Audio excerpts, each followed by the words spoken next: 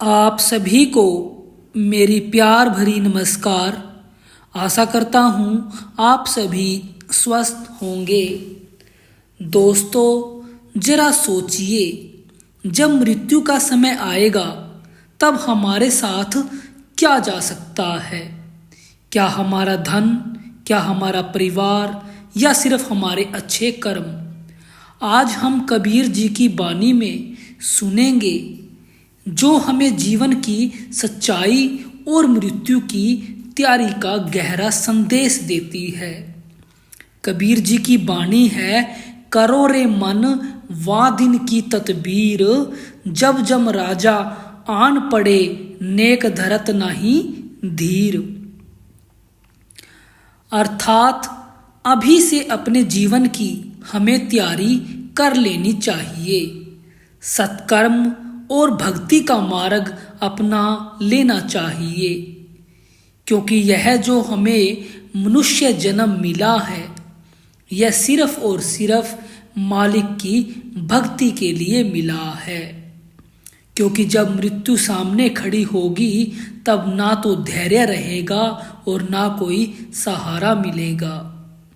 कबीर जी आगे कहते हैं, मुगारिन मारी के प्राण निकासत, नैन भर आयो नीर, भव सागर एक अगम पंथ है, नदिया बहत गंभीर।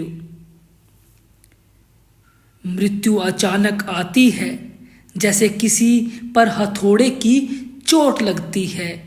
उस समय प्राण शरीर से निकल जाते हैं और आंखें आंसुओं से भर जाती है। जीवन की यह नदी बहुत गहरी होती है। संसार सागर बड़ा ही कठिन है, इसे पार करना आसान नहीं होता।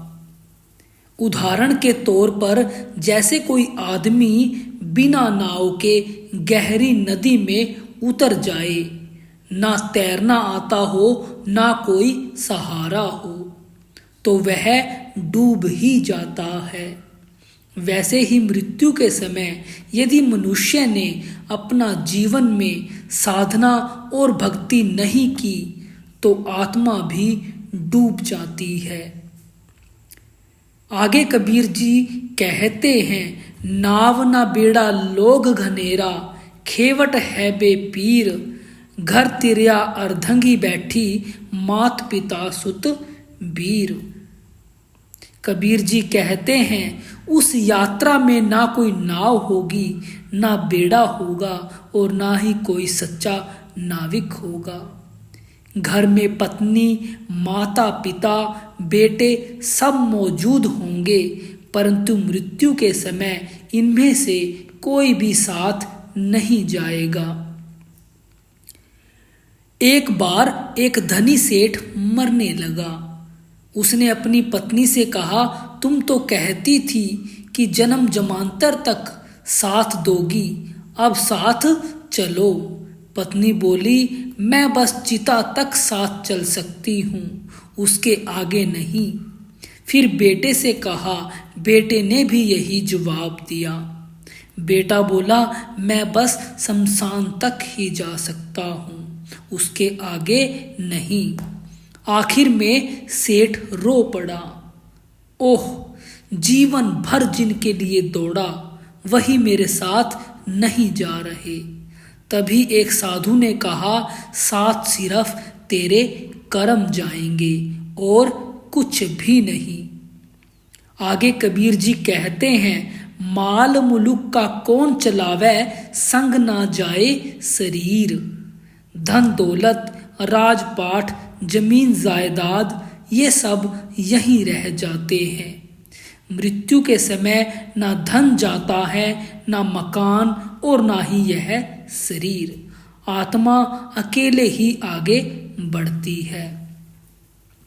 सम्राट सिकंदर जब मरा तो उसने कहा, मेरे हाथ खाली रखकर मेरा अंतिम संस्कार करना, ताकि दुनिया देखे सिकंदर जैसा विजेता भी खाली हाथ गया है।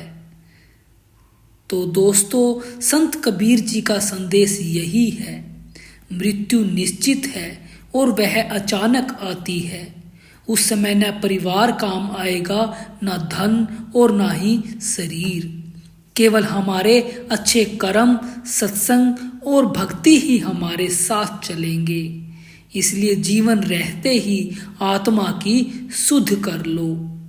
ईश्वर का नाम जपो, अच्छे कर्म करो और भक्ति का मार्ग अपनाओ। यही सच्ची तैयारी है, यही जीवन का असली उद्देश्य है। भाइयों, कबीर जी का यही संदेश है, सांस रहते ही नाम सिमर लो, क्योंकि मृत्यु के बाद कोई उपाय नहीं है।